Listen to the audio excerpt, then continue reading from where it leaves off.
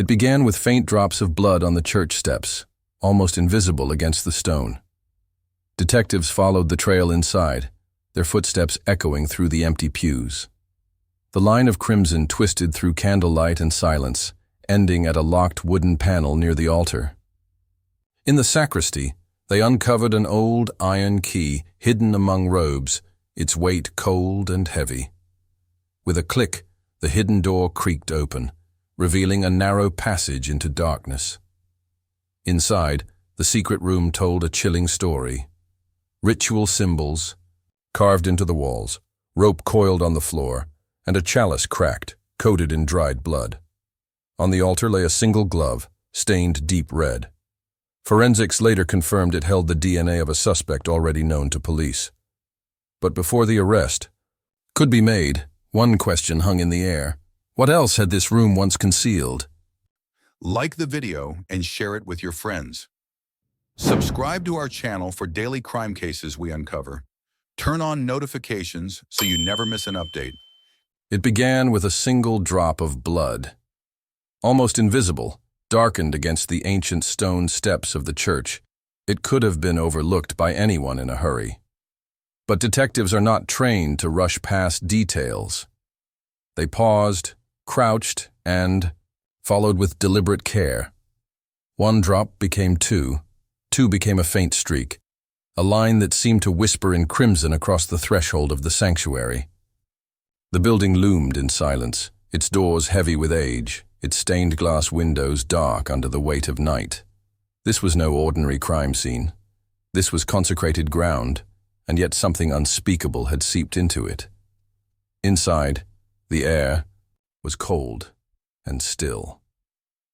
The footsteps of the investigators echoed softly against the floor, bouncing through the vast chamber where pews stood like silent witnesses. The blood drew them forward, winding past the central aisle, glinting faintly whenever. A stray candle flickered. This was not a careless trail. It was deliberate, winding deeper into shadow, as if pointing the way. The detectives carried no assumptions, only evidence. But each step carried a tension that spoke louder than words. The line of crimson twisted, left toward the altar, then seemed to vanish against the wooden panels that framed the wall. At first glance, there was nothing unusual. A carved surface, ornate designs, nothing more. But closer inspection told a different story. One panel bore a faint seam, barely visible in the dim glow. The trail of blood ended here. The panel did not yield to pressure, locked. Time-worn scratches at the base hinted that it had been opened before, but only rarely. The detectives exchanged a silent understanding. Whatever lay behind this door was not meant for casual eyes. The challenge was clear: find the key. Their search carried them into the sacristy, a small adjoining room lined with drawers, shelves, and robes folded neatly, as if waiting for services that would never come. Dust layered the surfaces, disturbed only by the investigators' careful movements. They opened compartments one by one, examining candles, chalices, and worn texts. It was in the bottom drawer, beneath a faded cloth, that they found it. An iron key, dark with rust, heavy in the palm. It felt ancient, but purposeful. Returning to the panel, the detectives slid the key into the lock. The sound of metal against metal was harsh in the still air. A single turn, a reluctant click, and the door shifted slightly inward. For a moment, no one breathed. Then, with deliberate force, they pulled it open. The passage beyond was narrow, its stone walls pressing, close on either side. Darkness stretched forward, consuming the beam of their flashlights. The air was stale, heavy with a dampness that spoke of years untouched. Each step was careful, cautious, their boots crunching against debris that lined the ground. And then, the room opened. It was not large, yet it held the weight of centuries. Symbols carved into the stone walls glowed faintly in the beam of light, their edges rough and deliberate. A rope lay coiled in the corner, fibers frayed and stained. The centerpiece of the room was an altar, crude and imposing. Atop it sat a chalice cracked down its side, its rim caked with dried blood that had darkened to near black. But it was the glove that drew their focus. Resting beside the chalice, folded as though placed with care, it bore a deep red stain, fresh against the dust around it. A single glove, abandoned but not forgotten. Forensics would tell its story, but the silence of the room spoke volumes. Every detail was documented. Photographs captured the marks on the walls, the position of the rope, the cracks in the chalice. Samples were collected, bagged, and sealed. Yet beyond the evidence, there was an atmosphere that no file could contain. This was not merely a hidden chamber. It was a ritual space, designed for secrecy, preserved by silence. The detectives did not linger longer than necessary. The weight of the room pressed down, urging them back into open air. As they emerged into the sanctuary once more, the trail of blood behind them felt heavier, no longer just a path, but a message. They secured the site, calling in additional teams to process every corner of the church. Hours later, the results came swiftly. The glove, though stained and worn, yielded what they needed: DNA, and the database spoke with a clarity that human whispers never could. The profile matched a name already known to police, a suspect tied to unsolved cases, a shadow in their records who had eluded justice for too long. For a moment, there was relief. Evidence had spoken, and the case moved closer to resolution. But as the detectives closed the file that night, another question lingered. The chamber had been hidden for decades. Its walls bore markings older than the suspect's lifetime, which meant the glove was only the latest story in a place with a history long concealed. And so, as the night drew quiet once more, the detectives prepared for the next step: an arrest, yes, but also a deeper search into what else the church might hold. Because in every silence, in every shadow, there remained the possibility of secrets not yet uncovered. The case was not finished. The suspect was within reach, but the room itself whispered of more. And before the door was sealed for evidence, the lead detective paused one last time, staring into the chamber. The glove, the chalice, the rope, all spoke of violence. But the carvings etched into the wall carried something darker, something that refused to explain itself. The question rose unspoken, pressing against the edges of certainty. What else had this room once concealed? The church stood cordoned off by mourning, its once open doors now sealed with yellow tape. News of the discovery had not yet reached the public, but the silence outside carried weight. Detectives returned, with fresh eyes and fresh equipment, determined not only to secure the crime scene, but to extract every possible truth hidden within its walls. The first task was to catalog the chamber fully. A team of forensic specialists descended into the passage, their tools gleaming under portable lamps. They swept for prints, photographed angles from floor to ceiling, and collected samples of the strange carvings that lined the walls. Some were deep and crude, as if carved hastily with a blade. Others bore a deliberate design, almost ritualistic. Together, they created a pattern that no one yet understood, but which all agreed was intentional. The cracked chalice received careful attention. It was lifted with gloves, placed into a sterile container, and photographed from every angle. Its rim was encrusted with layers of dried blood, not fresh, but not ancient either. A preliminary swab indicated multiple profiles, a grim suggestion that more than one victim had been connected to this room. That detail alone widened the scope of the case. Then came the rope. Coiled neatly in the corner, it bore stains along its length, dark against the fibers. A single strand was clipped, bagged and sealed, destined for chemical testing. Knots tied into the rope hinted at deliberate restraint. This was no discarded relic. It was a tool, repurposed for cruelty. Yet the most telling object remained. The glove. Its leather surface, cracked by age, carried a single fresh stain that connected it directly to the recent trail of blood.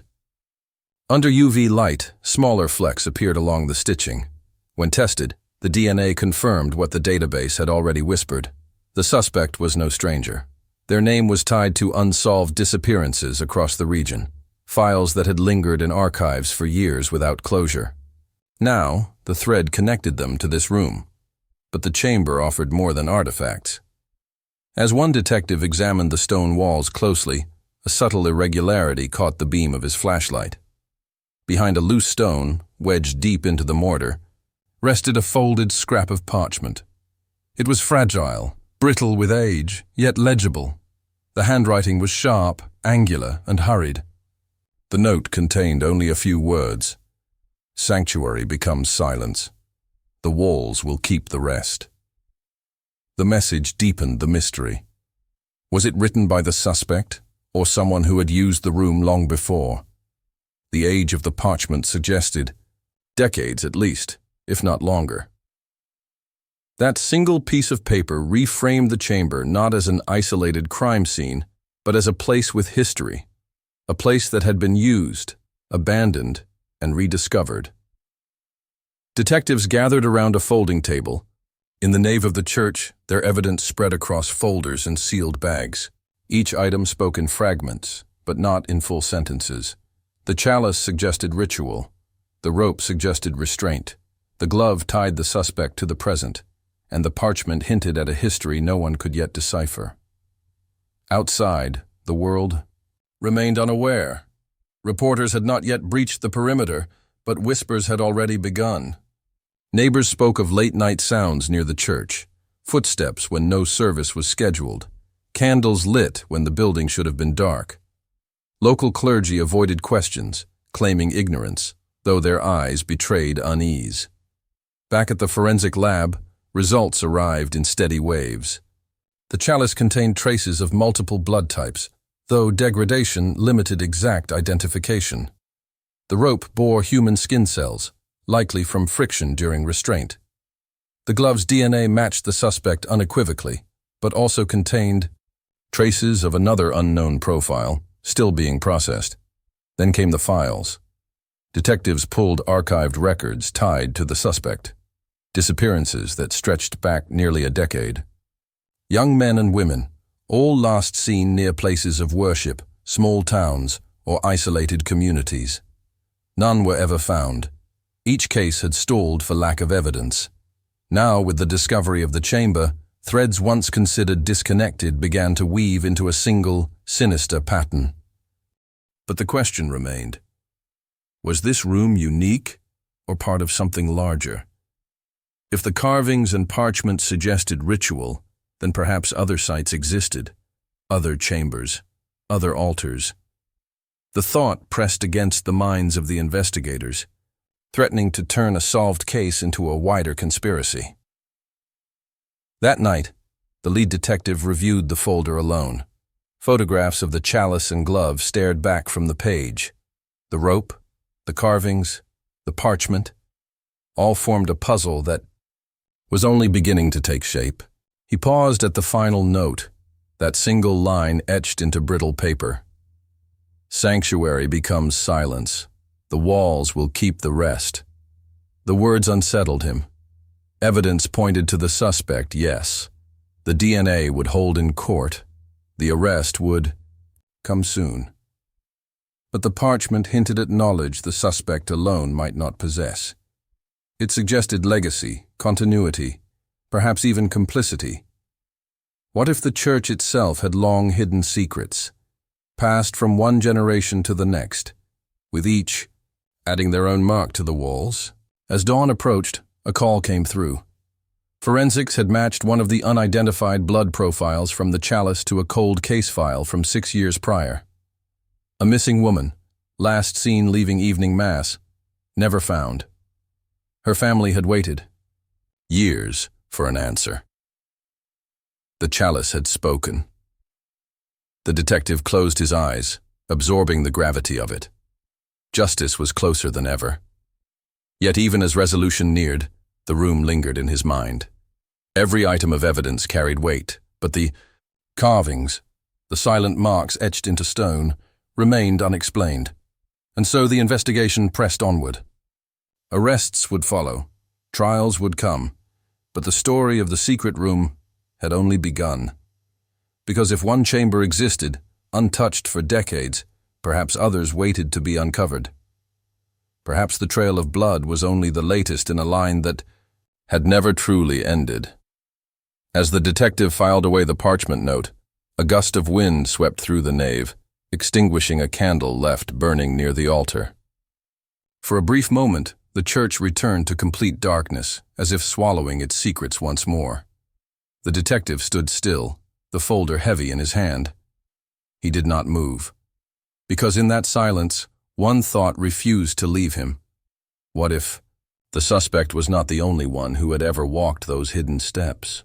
The file lay open across the detective's desk, pages spread like broken wings. Photographs of the glove, the chalice, the rope, and the carved walls stared back with silent accusation. But the clearest piece of evidence remained the DNA.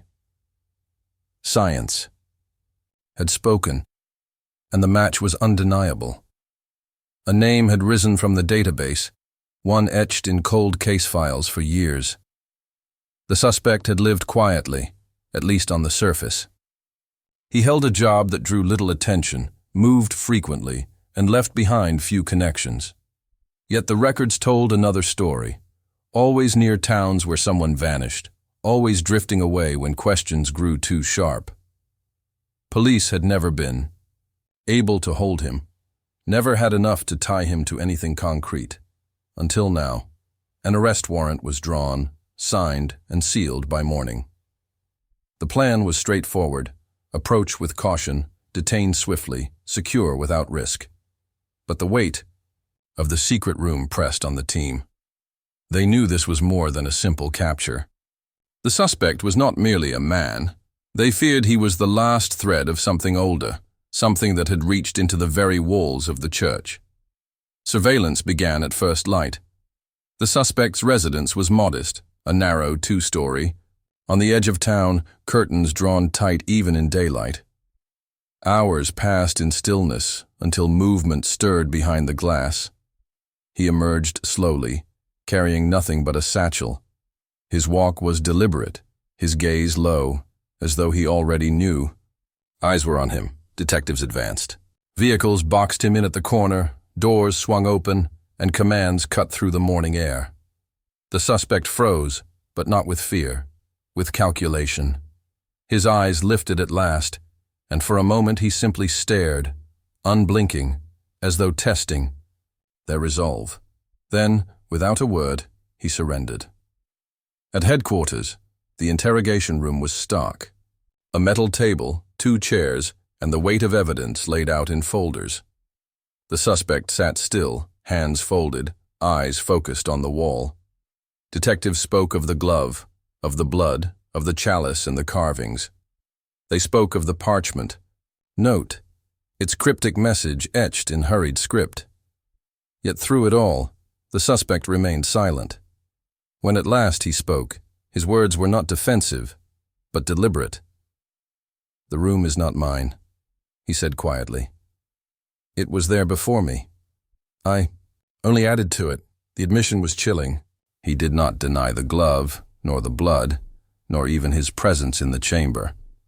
But he framed himself as a participant in something larger, something inherited. Detectives pressed harder. Who else knew of the room? Who had carved the walls? Who had written the note? The suspect only smiled faintly and shook his head. The rope of silence was as strong as any evidence bag. Detectives turned instead to what they could control, corroborating his movements, tying him to the disappearances, and linking the blood in the chalice to victims long gone. The forensic web tightened, but the unease remained. If he had found the room rather than created it, what history had already been buried within those stones? Meanwhile, evidence recovery continued at his residence. Officers combed through every drawer, every box, every hidden corner. In the attic, they discovered a folder, its edges worn, its contents unsettling.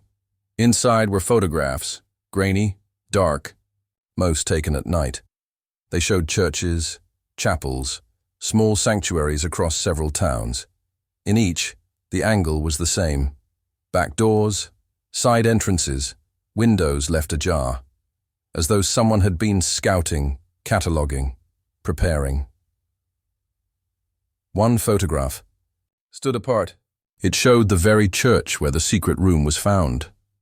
But the picture was old, older than the suspect's time in the region. The cars in the background belonged to another decade. The clothing of the passers-by dated the scene long before his arrival. Yet the photo was in his possession. Detectives studied the image closely. A faint marking was visible on the back door of the church, a symbol etched in chalk. The same design appeared in the carvings inside the secret chamber. This was no coincidence. The suspect's claim now carried weight. The room had not begun with him. Still, justice demanded action. He was charged, his name placed in official record as the man tied to the glove, the chalice, the rope. But as the case built momentum, prosecutors faced an uneasy truth. His silence protected him from full confession, and without his words, the scope of the crimes remained shrouded. The lead detective returned once more to the chamber, standing before the cracked chalice and the carved walls. The suspect's fingerprints were absent from the carvings, absent from the parchment. They had his DNA, yes, but the room told a broader story. It was as if generations had left their mark, and he was merely the latest to step into the silence. Night fell heavy. The detective carried the folder of photographs back to his office, placing it alongside the evidence from the church. He studied the chalk-marked symbol, tracing its lines with his finger. It resembled a cross, but bent at angles, fractured into something unholy. A thought crept in. If the suspect had scouted other churches, were there more rooms like this one? More hidden panels, more carvings, more chalices. The possibility was terrifying. The trail of blood might not end here. Then came the call. The suspect's holding cell was empty.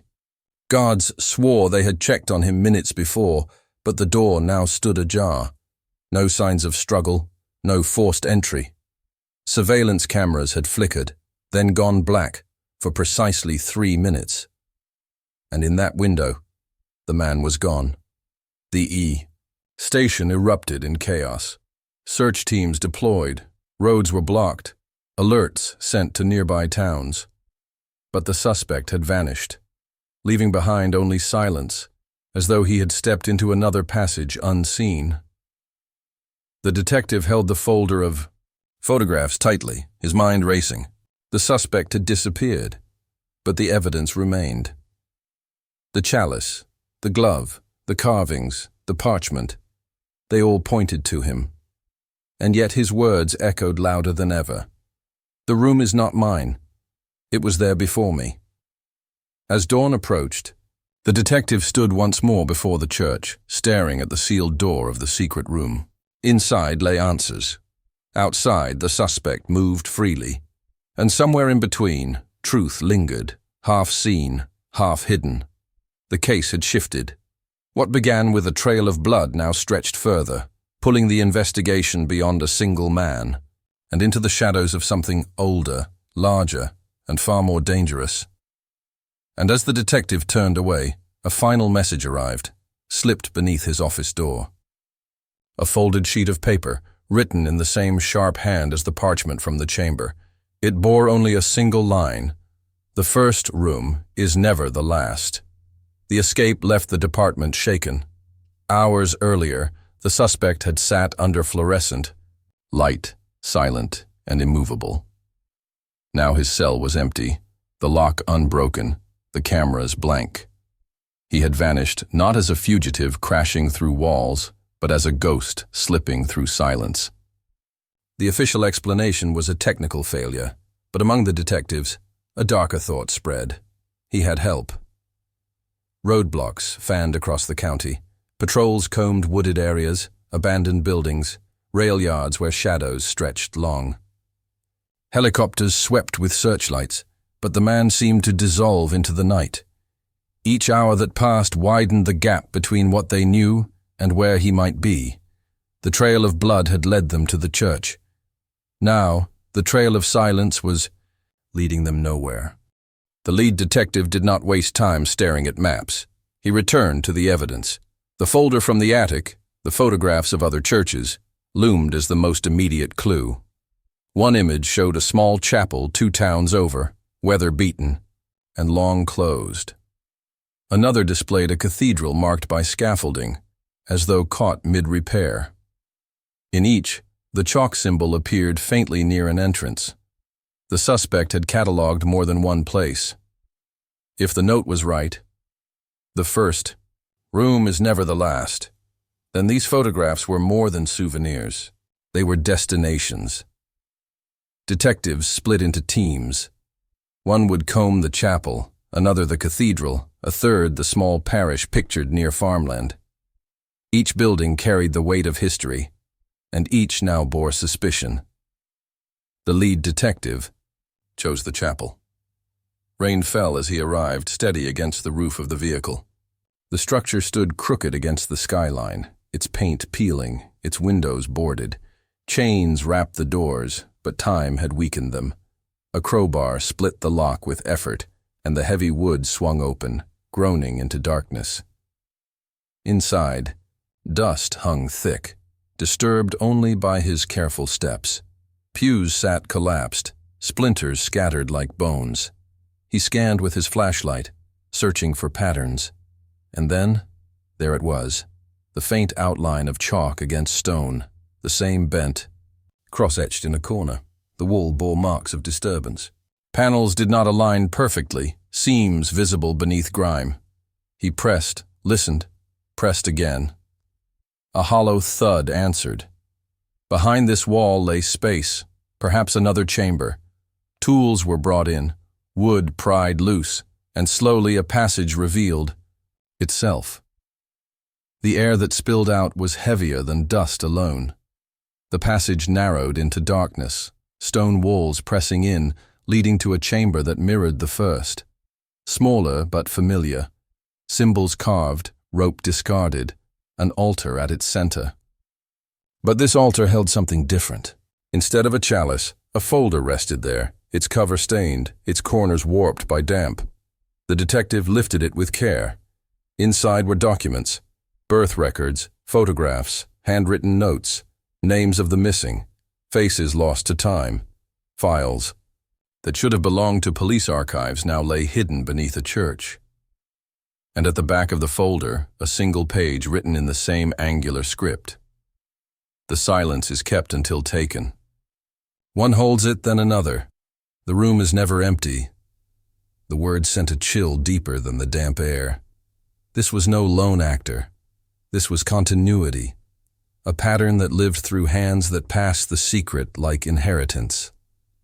The suspect was not the beginning nor the end. He was simply the one who held the silence last. Elsewhere, reports came in. The team at the cathedral had uncovered a similar marking near scaffolding, but no chamber yet. The farmland parish revealed disturbed earth near the foundation, as though something had been buried and unearthed long after. Each clue tightened the circle, suggesting the suspect's escape was not into hiding, but into continuation. He had fled not to vanish, but to return to the cycle. By nightfall, the news broke. Whispers could no longer be contained. Rumors of blood inside the church, of hidden rooms and carved walls, spread across town. Crowds gathered behind police lines. Candles lit not for prayer but for fear. Reporters pressed, demanding details. Officials held statements close, but silence only sharpened speculation. The detective worked through the noise, piecing the fragments. The suspect had known the layout of the first chamber. He had known the symbols, the rituals, the language of secrecy, but he had also known others. The folder in the chapel proved it. This was not one man's obsession. It was something older, layered, perhaps passed from one custodian to the next, like a grim inheritance. The theory carried weight, but no certainty, until the call came in from a neighboring county.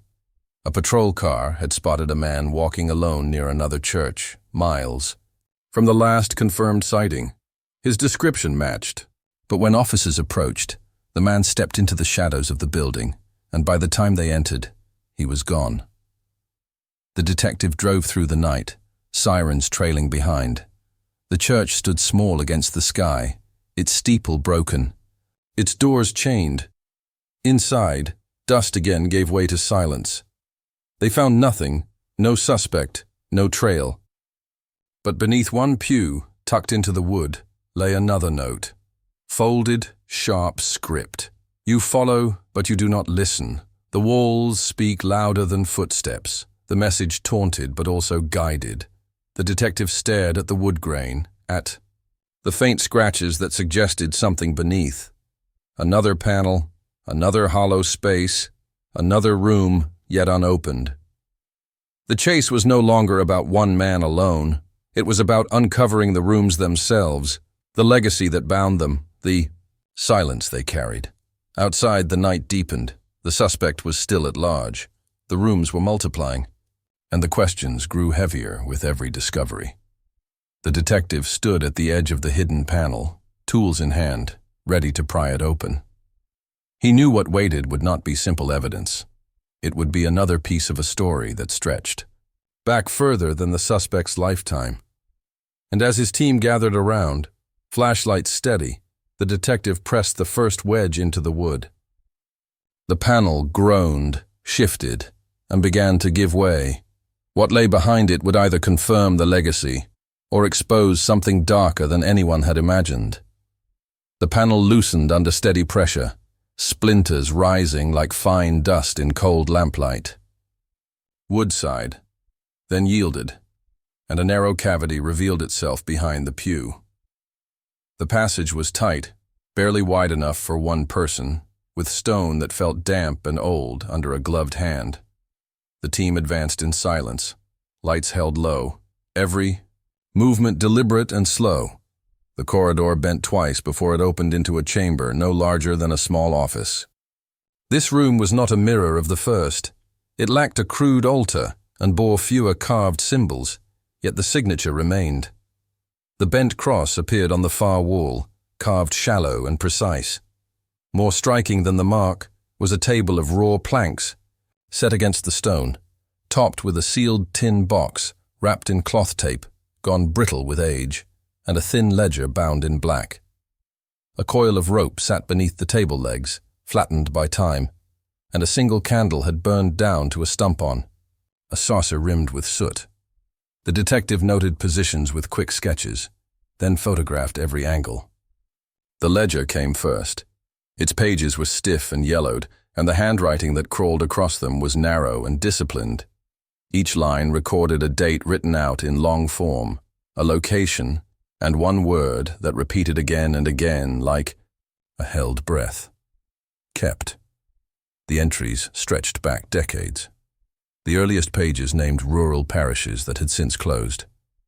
The most recent pages included the very church that now lay sealed behind police tape.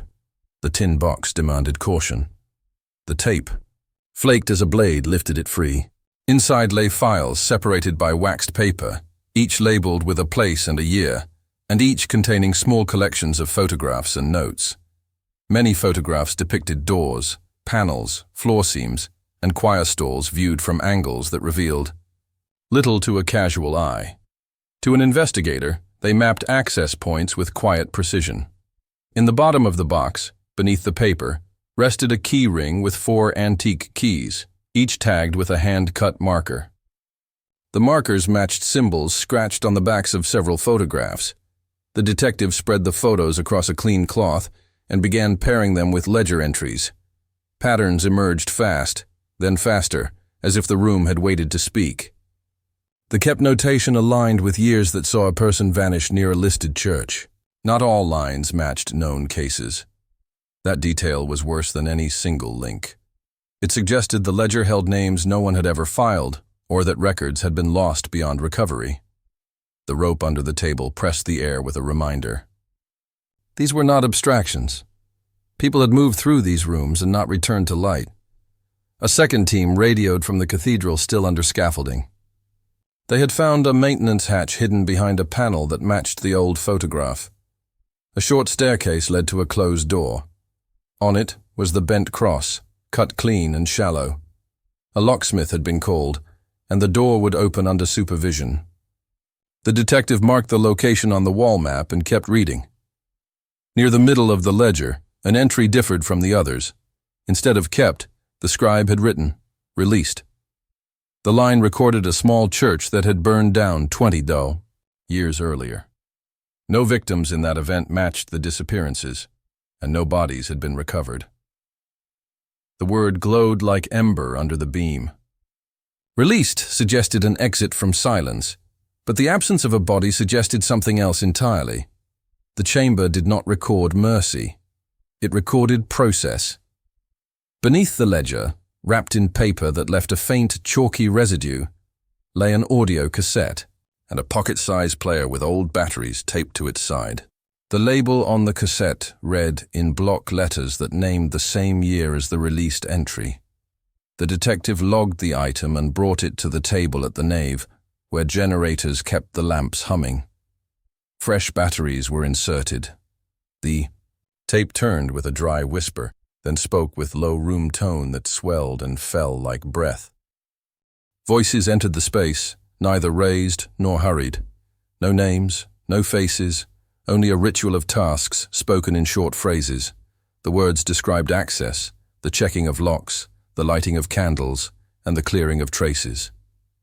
One voice recited, lines that matched the parchment found earlier. Sanctuary becomes silence. The walls will keep the rest. Another voice answered with new lines. Silence moves when called. When one keeper fails, another steps forward. The recording ended with a faint scrape, a door closing, and a final sentence that lodged deep. The room is never empty. The tape was copied and sealed. The phrase keeper threaded through the entire operation like wire under plaster. Keeper explained the ledger that went on for decades, the multiple keys, the recurring symbol, the steady script that never changed hand. The suspect had taken the role for a time. Others had filled it before him. The role did not require a single person or even a single motive. It required obedience to a shape of work that used churches as its cover and used silence as its tool. Reports arrived in a staggered rush. The team at the farmland parish had uncovered an underground crawl space that opened to a narrow cavity behind the choir loft.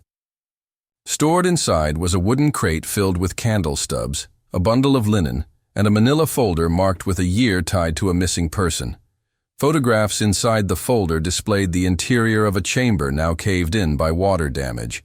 The angles were the same as the tin box photos. The bent cross appeared in the right margin of one print, barely visible under a smear of dust. The crate also held a single leather glove, left hand, stained dark along the cuff. It was packaged for testing. By late afternoon, the cathedral door opened under controlled conditions. The chamber below was larger than the first two and held 2 tables, a cabinet, and a rack of hooks driven into stone. On one table sat a chalice identical in design to the cracked cup from the first church. This one was whole, but old residue lined its rim like varnish. The cabinet held folders arrayed alphabetically by town, each containing typed pages that seemed to be drafts of newspaper announcements and parish bulletins. Most never ran. Several bore edits that removed names and times, substituting generic wording about scheduling changes and maintenance closures. The drafts were evidence of noise management. The keepers had planned for public eyes. The rack of hooks held keys on cords and 3 small rolls of cloth tape, each wrapped around a sawed piece of pencil with a mark on its tip. The detective knew the move. Tape on pencil allowed clean pulls in tight spaces. Tape closed seams. Tape silenced rattle. Tape kept. A call came from records. The unknown DNA profile found on the leather glove in the first chamber had matched to a family member who had given a sample years earlier in the hope of finding a missing sister. The file attached to that missing person had a church address, listed as the last known location. That address matched an entry in the ledger with the word kept. The detective reached for the phone, then set it down without dialing. The family would be told by the liaison with care. Evidence needed order before grief reopened. He reviewed the board. Pins marked locations across 3 counties, string-linked photographs to ledger lines and taped summaries. The pattern ran along old roads and river towns, places where traffic had thinned when highways grew and congregations shrank. The rooms had thrived where eyes turned elsewhere. That truth did not acquit the suspect. It indicted a structure that made his role possible, then replaceable. The ledger became a record of succession. The tape became a manual. The symbol became the signature no one knew to see. The detective turned back to the tin box and found a folded map tucked beneath the wax paper sheets. The paper was thin as onion skin and covered with faint pencil lines. Each line linked a church to another, creating a chain that branched and rejoined like a river delta. At every junction sat the bent cross. In the margin, a neat hand had written a single instruction: cycle every 7 years. Do not repeat in sequence. The instruction was specific and cold. It also explained gaps in the ledger and changes in location that made the pattern hard to see across time. He scanned the map and realized that the next cycle, if obeyed, would mark a town 2 hours north, where a stone chapel sat on a bluff above, a disused rail line. The place had closed during winter 2 years earlier and reopened under new caretakers. The ledger included that chapel only once, with no notation after the location line. That absence read louder than ink. It suggested a planned return that had not yet been logged. The team packed and moved fast.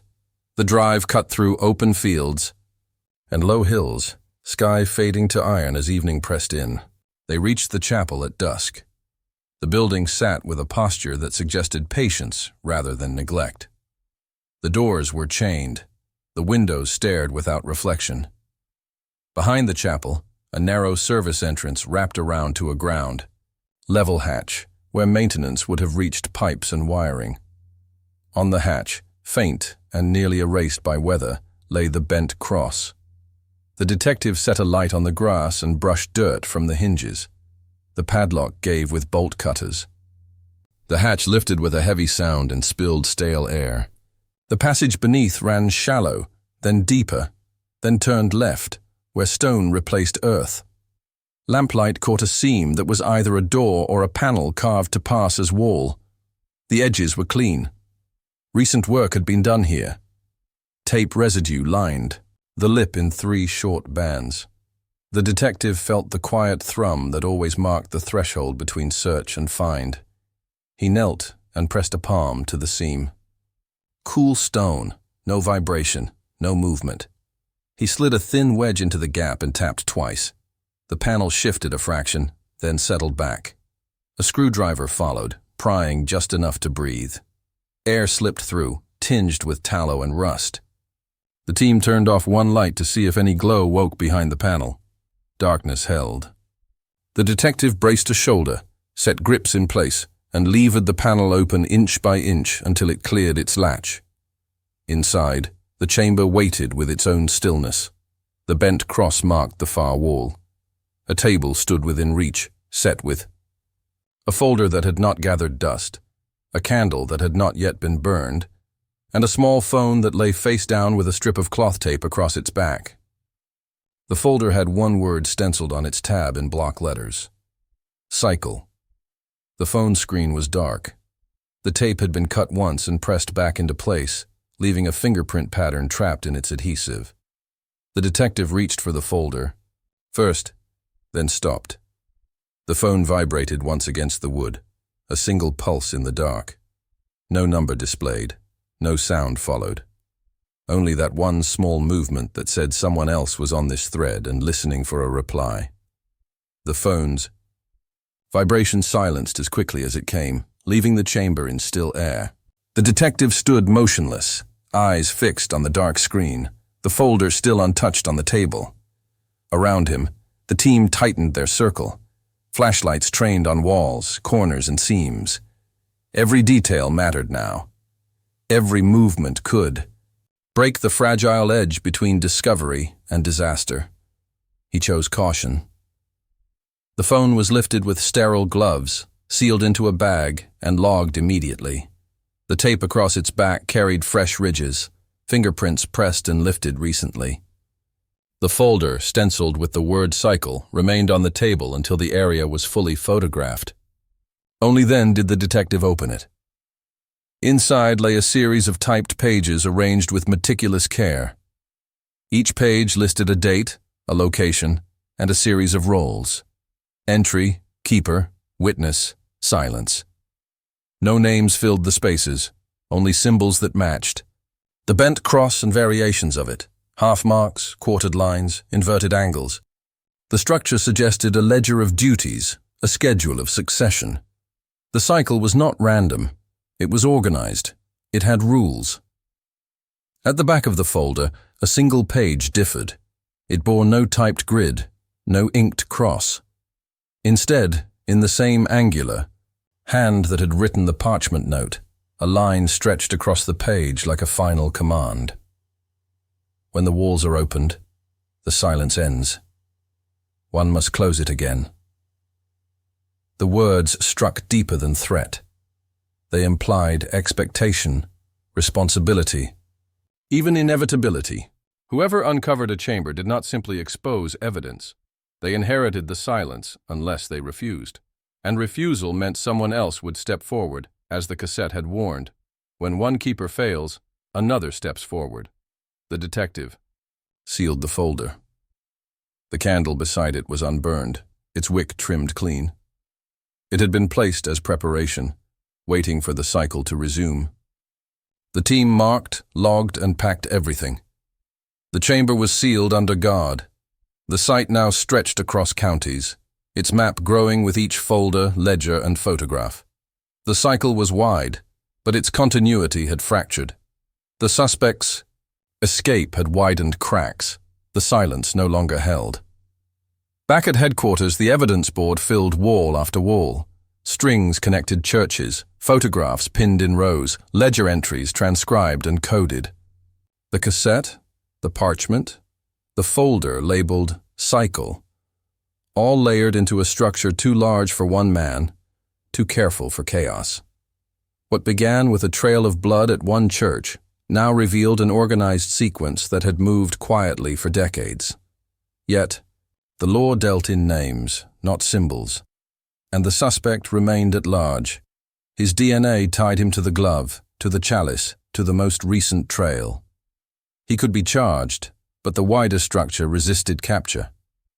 Evidence spoke, but it spoke in fragments. Then, a break. Forensics pulled fresh prints from the phone found in the chapel chamber. They matched the suspect's right hand. The device was traced to a disposable network, but one recent call had reached a working number. That number belonged to a payphone outside a railway station in the next county.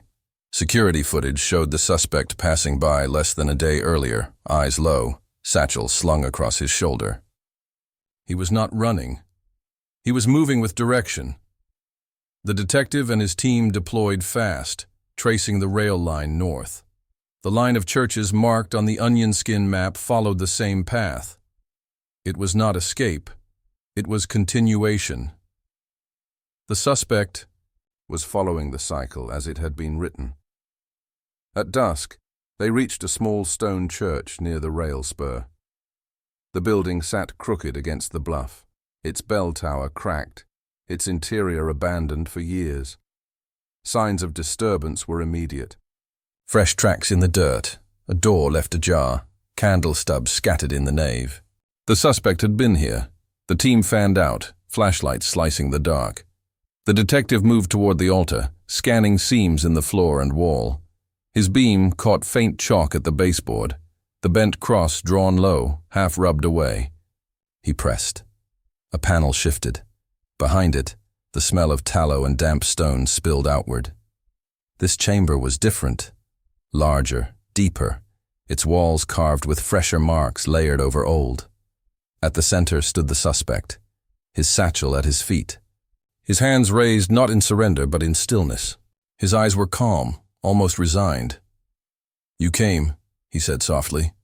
His voice was the same as in the tape, calm, measured, as though he spoke lines already rehearsed. "It isn't mine. It was never mine. It belongs to the silence. And now, you've broken it." The team moved in, cuffs snapping cold against his wrists. The satchel was opened. Inside were more photographs, more notes, another key ring. He had prepared to continue the cycle, but the arrest was final this time. There would be no escape. The suspect was secured, the chamber documented, the evidence logged. Back at headquarters, the case built swiftly. DNA matched across sites. The ledger aligned with disappearances. The cassette, the photographs, the folders, all tied him into the role of keeper. The trial would be heavy, the conviction certain. Justice was within reach, yet the detective could not rest. The cycle was older than the suspect. The ledger stretched decades. The carvings bore hands, not his. The silence had been held by many, and one man's arrest did not erase the structure. The final day of search at the chapel chamber revealed one more object overlooked in shadow. A folder wrapped in tape, slid deep behind stone. Inside were blank sheets, but the front bore a title in block letters. Next. The implication was stark. The system expected continuation. It always had. The suspect's silence in custody mirrored the chamber's silence. He spoke no confession, offered no names, no history. He only repeated one line when pressed. "The room is never empty." The trial came. Evidence laid bare. The chamber, the glove, the chalice, the rope, the ledger. Families of the missing sat in silence as pages turned, as photographs projected, as the map of churches expanded on courtroom walls. The verdict came, guilty on every count the law could hold. The suspect was sentenced, his life sealed behind bars. Justice was spoken aloud. Relief washed heavy across families long deprived of answers. Files were closed. Headlines ran bold. The cycle seemed broken, and yet the detective lingered. He visited the first church once more, standing at the edge of the sealed panel where it had all begun. The rope, the chalice, the glove. They were gone now, locked in evidence. But the carvings remained, etched into stone too deep to erase. He traced the bent cross with a gloved hand. It did not fade. Silence filled the chamber, but it was not empty.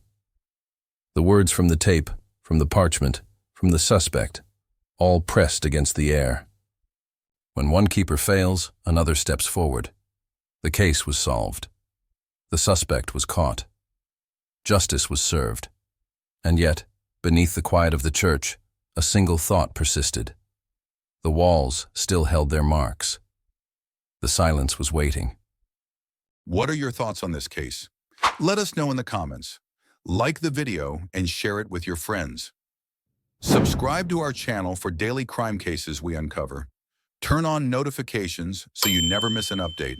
Click here to watch the next video as we uncover another thrilling crime case.